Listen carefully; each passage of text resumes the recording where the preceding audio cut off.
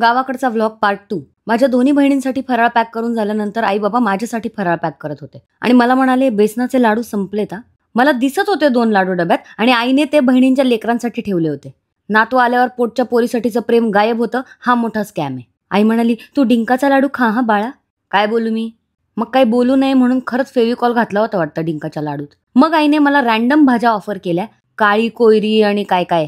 म्हणलं आई, मी हॉस्टेलमध्ये राहिलेली पोरे, अख्खा महिना चिवड्यावर काढेन, पण हे शेळ्या मेंढ्यासारखा पाला काय मी खाणार नाही. मग आईने चाय केली. हो, माझी आई असं पाटावर उभा राहून स्वयंपाक करते, ओटा उंच आहे म्हणून. आता कळलं का मी बाटूक काय आहे?